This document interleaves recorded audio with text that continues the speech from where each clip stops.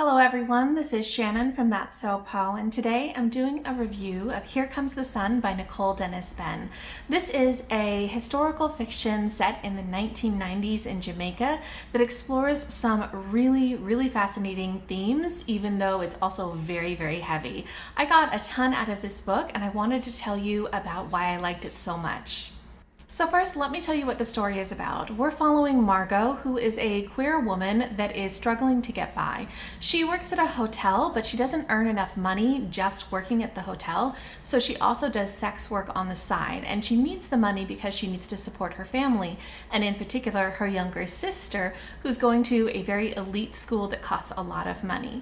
And a lot of this story is about Margot struggling to figure out how much she's willing to sacrifice in order to get more money, especially as the hotel is threatening to expand and take over her hometown, as well as following her younger sister who is struggling with the expectations put upon her by her family.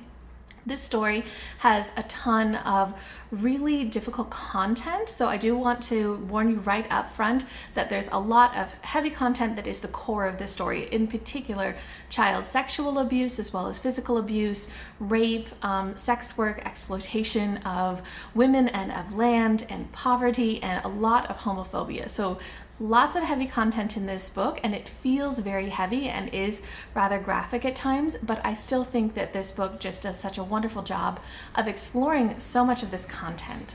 So let me tell you now about the things that I thought this book did so well, most of which are actually related to that heavy content. So one of the main topics of this book is homophobia. The main character, Margot, is queer, and a lot of this book is focusing on how she handles her queerness in such a homophobic place as Jamaica in the 1990s.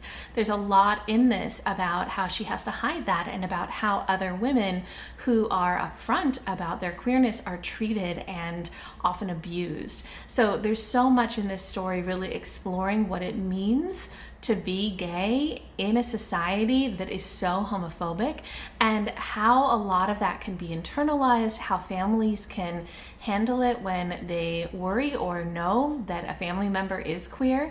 So a lot of this book is exploring that, and it's very heavy, but again, I think it was just such an interesting exploration. Another topic that is explored in great depth in this story is that of familial sacrifices and expectations. Margot is working a ton and doing a lot of hustle in order to earn enough money for a better life for herself and her younger sister, Thandi. And the expectations that she places upon Thandi are so heavy. It's a huge burden for Thandi. Thandi is somebody who is an artist who has this artistic soul, but she's being pressured by her family and by everything they're sacrificing for her to instead become a doctor, to do things that would bring her whole family out of poverty. And that dynamic between the two women, between their desires, their expectations, the burdens that each one takes on is very interesting, and I thought was explored really well.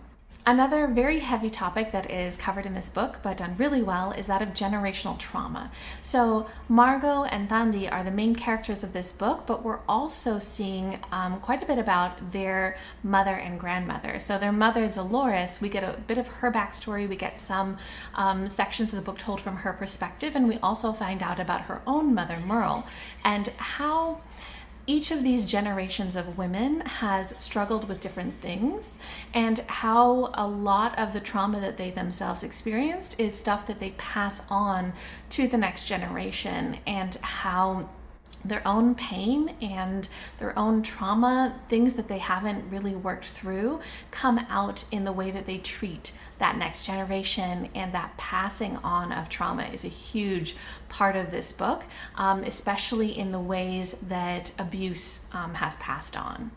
Another core theme of this book is that of exploitation, and really sort of a dual theme. It's the exploitation of women, but also the exploitation of Jamaica itself. And that's sort of paralleled. A lot of what we're seeing in terms of the sex work and the sexual exploitation and child abuse and things like that that are going on in this story, where we're looking at the exploitation of women, is paralleled by the way that tourism is affecting Jamaica in the way way that it's exploiting the land, and the way that really people aren't protecting it in the same way that people aren't protecting women who are being abused. And I thought that this was threaded through in such a brilliant way throughout the whole story, and draws such interesting parallels between those two types of exploitation. And lastly, one of my favorite parts of this story is the way that imagery and symbolism are used. There is so much symbolism and so much imagery used throughout the book that is threaded through in so many different instances, sort of pulling together a lot of disparate experiences and showing through that imagery and through that symbolism how they're connected, and kind of giving it extra layers of meaning. I really, really liked the way that symbolism was used, and it really deepened the experience of reading this book. Overall, I think that Here Comes the Sun is a really beautifully written novel that explores a lot of very, very heavy topics, but does it in a way that really gives understanding of the experience of queer people and women and poor people in Jamaica in the 1990s, and explores a lot of those very, very heavy themes in a way that is just really meaningful and really deep. So if you can handle the depth of the content, the heaviness of the content, I think this is definitely a book worth picking up. If you guys have read this book, if you have any thoughts, any recommendations, any comments, just go ahead and leave me a comment down below.